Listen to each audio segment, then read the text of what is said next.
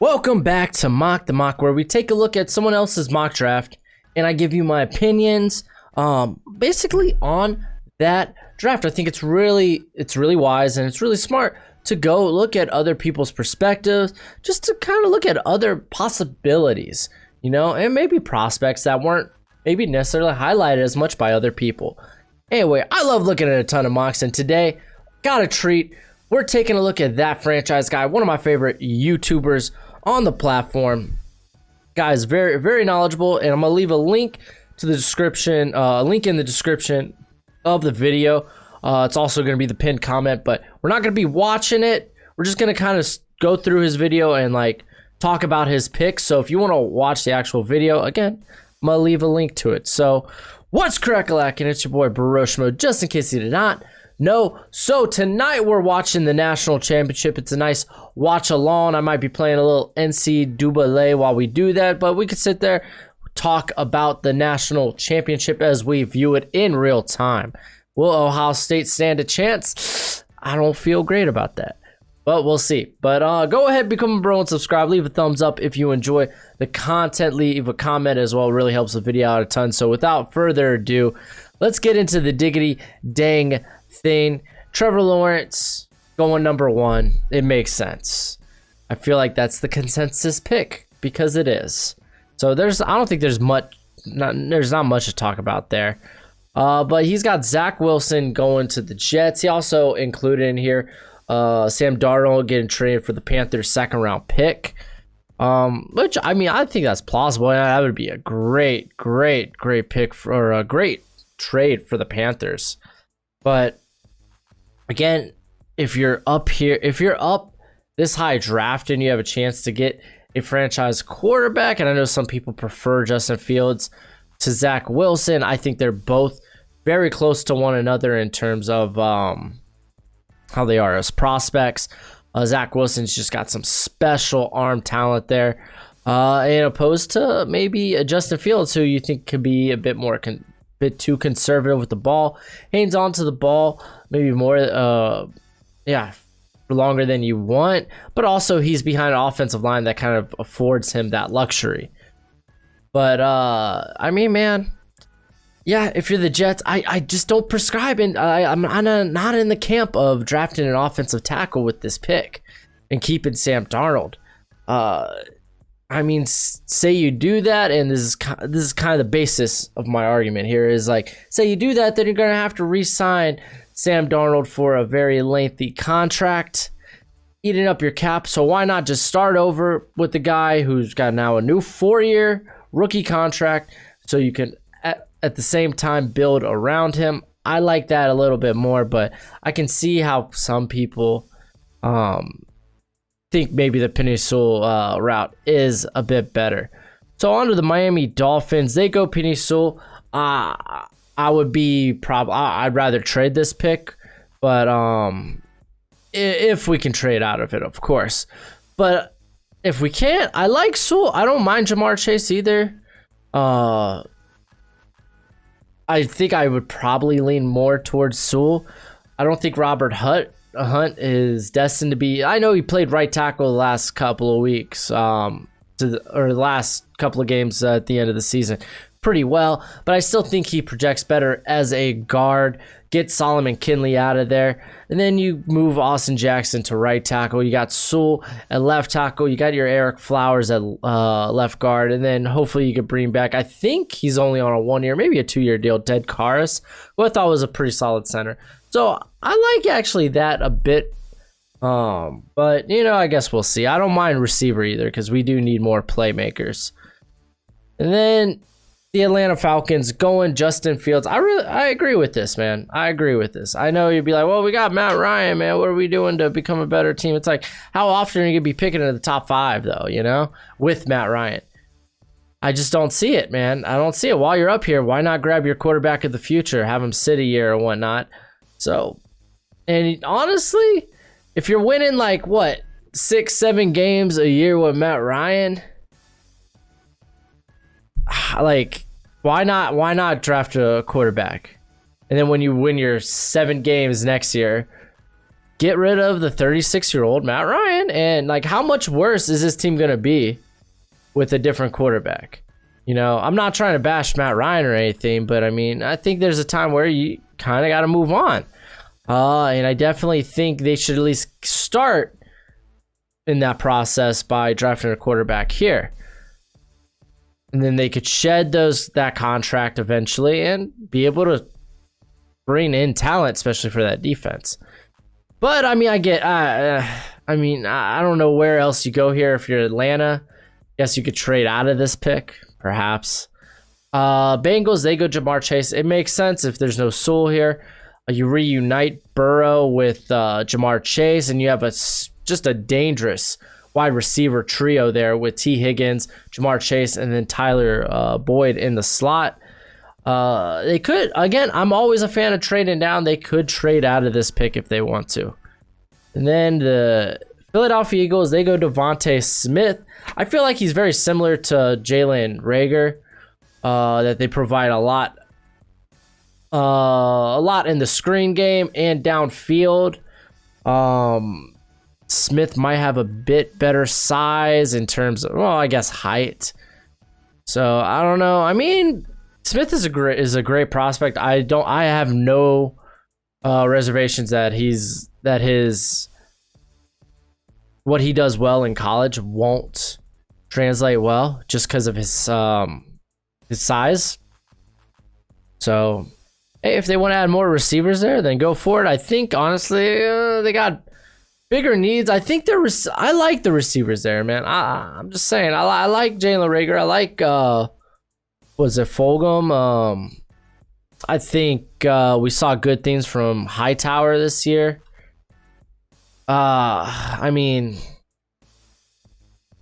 I don't know. How much does Smith really improve the quarterback play there between Wentz and Hurts? I don't think enough. So maybe I'd rather trade down here. Maybe I'd grab a corner here. I don't know. But Smith, he's a great pick, man. I think he's definitely worthy of a top 10 pick. So, yeah. And then we got the Detroit Lions. Who does he have him going? Oh, he has them traded? He has the Detroit Lions traded. Oh, okay. So they trade out of this pick with the San Francisco 49ers. 49ers give up a third this year and a second in the 2022 draft. So not bad, honestly. Like, if you're the Lions and you don't want to go quarterback, you want to kind of try to build a little bit around Matthew Stafford, have like some sort of playoff push there, trading back's always the right answer. And then if you're the Niners, you get to trade up. You get your quarterback of the future in Trey Lance. You could get rid of Garoppolo this season because, I mean, he only will cause them $2 million in dead cap. So kind of makes sense. I mean, and honestly, you're not. I don't think you're giving up too much here because they'll still have their second rounder. So I kind of like this. And then we go to the Carolina Panthers. They go Kyle Pitts. I like this quite a bit.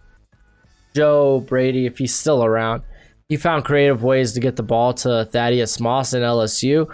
While Moss not the greatest at getting open, he's more of a long field speed guy. Kyle Pitts, dude, ain't that. He is so much more like than just a tight end. He's a guy that could play in the slot. He could play out wide. They're probably likely losing Curtis Samuel. So adding a nice big body guy when you have these vertical threats that also can create after the catch and DJ Moore and Robbie Anderson. I like the idea of bringing Pitts there. I mean, they stick with Teddy for another season? I mean, I guess they could. So we'll see. And then we got Denver Broncos taking Patrick Surtain Jr. Or I thought it was the second. But either way, I like this pick. I think it's a good scheme fit for the Broncos. Surtain, he's probably going to be a great press zone corner. So press zone corner. So yeah, I like that a lot. This is probably the biggest, or one of the, like, at least the first initial surprise here. Christian Barmore going this high at 10.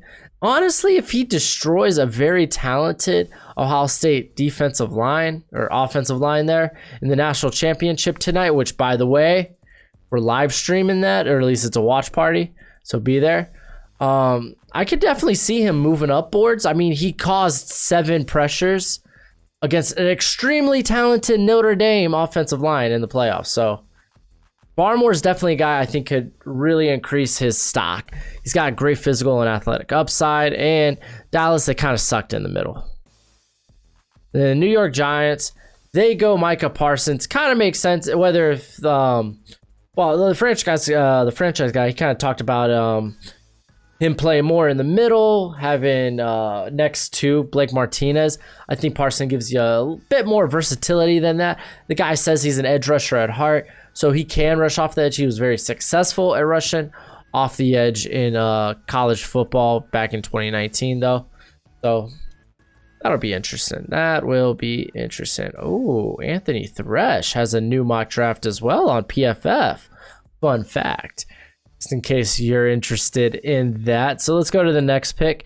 The Detroit Lions, they're going Jalen Waddle. I feel like this is phenomenal. You're going to grab an extra third round pick this season, top of an extra second the following, and you're able to get probably your guy. They're probably going to franchise tag Kenny Golladay. I just don't see any other way they do it, so I believe they're going to do that, getting Waddle, a guy who's great after the catch, great with the ball in his hands, and he can stretch the field vertically. He's been that dang good. So Kamate, if you think otherwise. All right, I was just taking a look at something, and let's go to the next pick here. Christian Darrisaw to the Chargers makes sense. They got Brian Bulaga, who's more of a right tackle. At least that's where he's played a majority of his career. I mean, you got Trey Turner, who's kind of bad. He kind of regressed really bad this season. Hopefully that's just hopefully that's not a sign of things to come, but they're at the guard position. So yeah, they need a left tackle in the worst way. I think Darrisaw, honestly, could sneak into the top 10 some way, somehow. He's got great size, good athleticism. He's been consistent for 3 years there as a starter for Virginia Tech. So I don't mind the pick at all. Caleb Farley's still on the board. I think maybe a bit interesting. It's a bit intriguing. I think that's good value there as well. But Darrisaw's right up there. And then we got Kwity Paye going to the Vikings, excuse me. Makes sense. Paye, he's my top edge rusher. I think the defensive line for Minnesota is atrocious. It sucks. I know they're missing Daniel Hunter. I know they're missing Michael Pierce. I know we've seen decent things from, DJ Wonham, but that guy, he's probably going to be like an Odenigbo. He's more of a rotation guy, at least initially. So grabbing Kwity Paye to be kind of like the Everson Griffin in there, I think is a wise choice. So I like that. Rondale Moore going, did we skip anybody here? No, we didn't. Okay, Rondale Moore going to the New England Patriots. That franchise guy, he's very high on Rondale Moore. I mean, I don't disagree. There's a lot of things I like about Rondale Moore.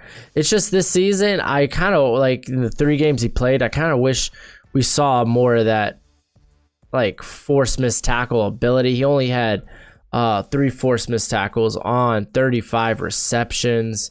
So that was kind of a letdown. I think his average depth of target was actually negative yards because they were getting the ball to him so quickly and trying to get him just to make plays after the catch. I mean, look, he had 270 receiving yards this year. 241 of them were after the catch. So this is a guy that can produce a lot after the catch. I mean, he mentions they can maybe bring back Cam Newton here. And Rondale Moore is kind of perfect for that. What they would like to do with Cam Newton, basically just hand the ball off to their playmakers and let them get yards.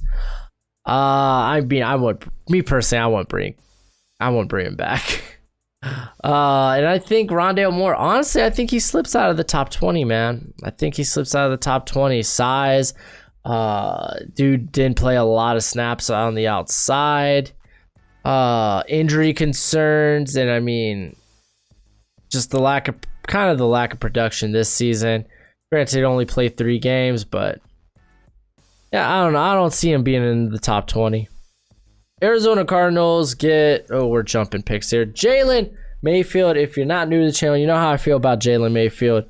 I think he can be a 3rd round pick. He's more of a developmental guy with a ton of upside. I think his 2019 tape wasn't that impressive, and people were like, hey, no, he's a 1st rounder. Size, athleticism, yay, it's so great. And I'm just like, dude, he was so inconsistent. He's playing right tackle, which in college football, they're more traditional when it comes to where their best pass rusher is on defenses. And he was often facing the 2nd best pass rusher on the team. And he was struggling. I mean, he was a lot better this season, but I don't know. I'd still be in the 1st round's too rich for me. And then Caleb Farley going to the I almost call him Oakland, Las Vegas Raiders. It makes sense why the Cardinals would probably do this instead of the Raiders. I don't know why the Cardinals would go offensive tackle. Humphreys and actually Beachum have been really good this year, and they have Josh Jones back there just waiting. So I don't know why they wouldn't go Caleb Farley, which they really need secondary help. And I get this pick with Las Vegas because like Damon Arnett hasn't been good this year. You could even say Mullins hasn't been good this year. The defense for the Raiders has not been good this year. They need pass rush. They need help in the secondary. It's just a bad defense. However they can address it with the best player on the board, I think is the wisest.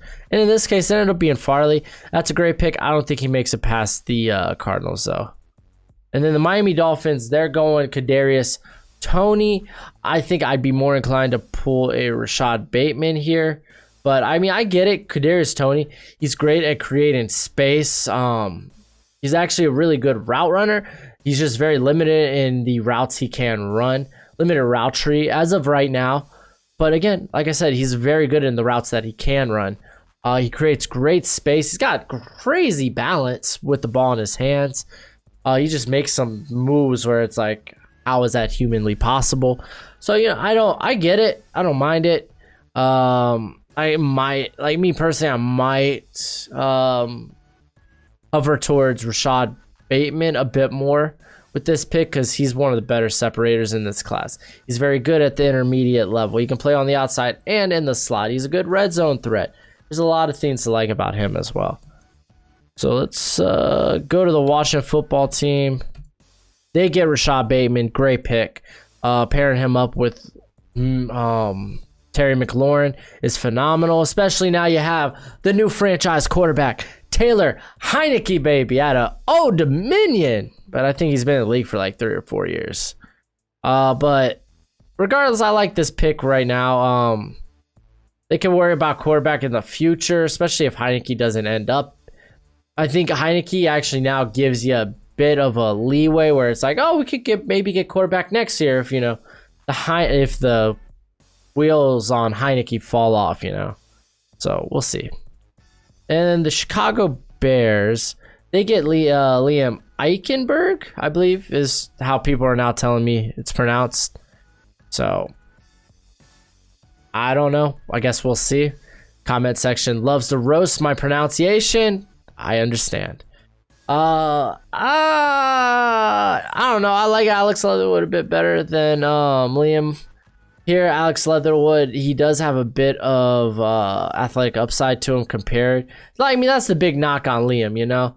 He's got athletic limitations, but he's been solid at left tackle for Notre Dame. He's gonna end up being like probably playing the blind side or the not blind side. So typically right tackle. I think as a technician, he does have huge upside. But if you're the Bears, I don't know, man. I feel like you go elsewhere with this pick. Just for me, this cat is not a first rounder. With guys such as Alex Leatherwood, Samuel Cosme. Samuel Cosme. There you go. There's another one on the board still.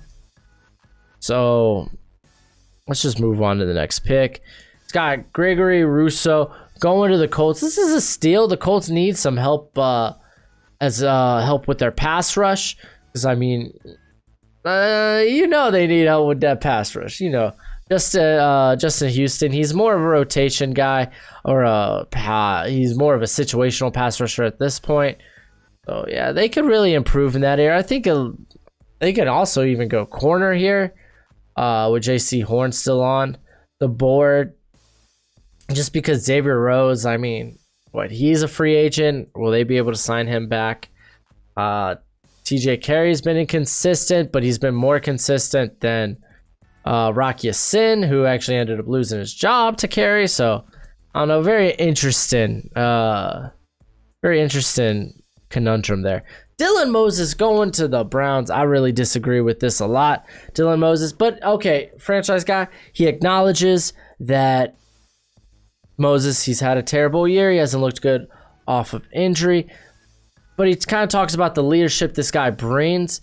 I don't think that makes him a first-round guy, though. I mean, the dude is an athletic freak. But you could say the same thing about, who's their other linebacker? Mac Wilson, who's ended up being more highlight reel than actual solid prospect, which I called a couple of years ago. Just saying, so yeah, I don't like this pick, but I mean, it is what it is. Moses, he has the athletic upside to be a first round pick, but definitely his play. Granted, keep in mind, he didn't play all of the 2019 season because of the ACL injury. So I think regression was kind of to be expected. Asante Samuel Jr. going to the tight ends here. I'm all for bringing in more help at corner. So they got Adoree Jackson. He's on a 5th-year deal this season, at the end of the season. So we'll see about that. Malcolm Butler, you could always move on from that eventually, like they did with what was that cat's name? Logan Ryan. So I mean, getting younger at corner was not a bad idea. Samuel Cosme is a guy that Santi Samuel, he's a guy that can start inside at slot and eventually move to the outside. He's scary as far as like elite athleticism. This guy is just like, in terms of athleticism, he's more than just a will and participate in the run game. He likes to get in there and make plays. I like that a lot. He kind of flashed a bit of ball skills this year, which was very nice. So I don't mind. If this is the top guy on your board, go for it. And then we have the New York Jets going Samuel Cosme. This is a Joe Douglas pick if I ever saw it. They could keep Mekhi Becton at left tackle, or Cosme, who has experience at right tackle and left tackle. And actually the same for Becton. So they could kind of do whatever they want with that. I like this pick. Cosme, I think, provides really good value here. I think he's definitely in the he's a top 20 pick, but he ends up falling here. I mean, that's the thing about the draft, dude. Great players fall. Joseph Ossai, I think, is a great scheme fit for the Baltimore Ravens. Very good scheme fit. A guy who became a hand-in-the-dirt pass rusher this season for Texas that really just blew up. I like the fit. I think Ossai could definitely sneak into the late first round. I got an early second round grade on him, so I don't mind this pick at all. I think it's a good pick. Let's go ahead to the Jaguars. Nope, let's go to a commercial. Stupid ads. Look at this ad. No lie, I love dogs, dog show and all that. I actually am a big fan. I like seeing like the athletic stuff though, you know? The athletic courses when it comes to dogs. So it is what it is. JC Horn falling here. Dude, kid's got great physical upside physical tools. Kind of flashed ball skills in the last couple of games of the season for him before he decided to opt out. Matching him with CJ Henderson, who they brought in as a top 10 pick last year. I think is wise, addressing the secondary. You already got your quarterback of the future, your quarterback of the right now in Trevor Lawrence. So I think, yeah, Jaguars just keep addressing valuable positions. Corner maybe the most valuable part of a defense. So good pick here. Then we have Creed Humphrey going to the Steelers. And I find this funny because this was done before last night's playoff game where Pouncey had some of the worst snaps you will ever see. He had a low one that almost cost him a first down on fourth down, and they were right there in the goal line too.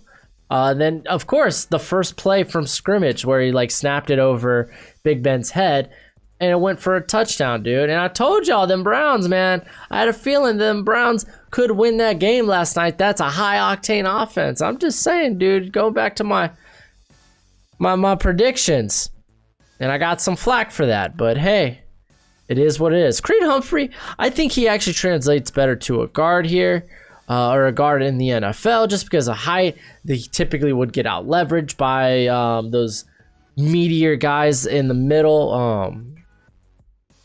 So I mean, again, I think he's probably better at guard. I think he'll probably be a second round pick. But if you plan to play him at center, then yeah, Pouncey, he's kind of been on the downslope the last few years in terms of play and health, so I don't mind replacing him. Chris Olave going to the Saints. You're matching up Michael Thomas with the other Ohio State prospect there, Chris Olave. Very interesting. Again, guy's one of the better separators in this class. I don't think he's got bad speed, but I think his speed is good enough. I don't think it provides much after the catch, but after contact, I should say. After contact. After the catch. I mean, dude burnt Darion Kendrick a couple of times, so yeah, I think Olave for me is a fringe first rounder. So I again, I don't mind teams if grabbing him in the late first round. Kind of makes sense. So if they want to add more firepower to Drew Brees or whoever the future quarterback is there in New Orleans, I'm okay with that. And then Azeez Ojulari going at 29, I kind of disagree with. I think this guy has, you watch him and he just has it. It. You know? This guy is probably one of the craftiest pass rushers. This guy, just one of the most natural bends around the corner. He brings up the whole converting speed to power. Which again at 240, yes, he could probably get better at that, but I don't know. I think Ojulari is going to be a top 15 guy, for me at least. When it's all said and done, I'm really in love with the prospect. And with the Bills, you have the luxury to go wherever you want. It's a very deep roster there in Buffalo, so I like the pick a lot here if he falls there. And then 30, we got Terrace Marshall going to the Packers. So this is probably the MVS replacement. You get a big, Marshall being 6'3", speedster that can stretch the field. The only thing is MVS, why I think the Packers might be in such a rush to replace him is, of course, it's the drops, dude. The key drops, the easy drops. He just doesn't have great ball skills. Marshall, I think, has much better ball skills, but we saw the drops this season as well. He had 2 in 2019 over the same volume, 7 this year. The difference is he played more games, came over, he had the same volume as last season over a shorter amount of games. There we go. Words, man. I'm getting it. Calm down. But so I don't know if this is a guy you kind of like, which I don't think the Packers, they like to spread the ball around. At least Aaron Rodgers does. So I don't think Marshall will be seeing the kind of volume he saw this season. So I don't know. I like the pick. I like the pick a lot. What am I saying? Why do I gotta explain it? I like the pick. The pick does good, yeah. Travis Etienne going to the Tampa Bay Buccaneers. Yeah, I mean, the franchise guy just basically says it. Hey, man, he's better than Ronald Jones. Just plain and simple. I don't disagree. I love Travis Etienne. So, hey, whatever can help Tom Brady now, you know? And then the Kansas City Chiefs, they get Rashawn Slater. Actually, a pretty darn good pick this late. I think Slater's going to go a lot higher than where at least I have him ranked. I think he's definitely maybe going to be a top 15 pick. I mean, this is all the hype, though. This is the hype surrounded him right now. I don't believe that Rashawn Slater, I mean, the thing is, people like, again, I love that the franchise guy put him as offensive tackle because people are like, oh, he could play anywhere along the offensive line. Oh, yeah? What? Why? Well, like, just because he has short arms? Because then you're just assuming he projects better at guard. Yeah. Do you know he has no collegiate experience at guard or center? So, yeah. But I like Slater a lot, dude. The guy is one of my favorite tackle prospects in this class. I think he's like my 6th ranked tackle. I got like Sewell, Darius Saw, Cosme, Leatherwood. So he's probably actually my 5th ranked tackle in this class, Slater.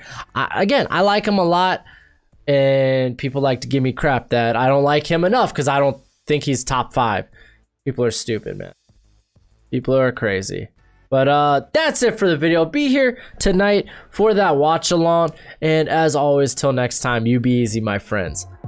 Later.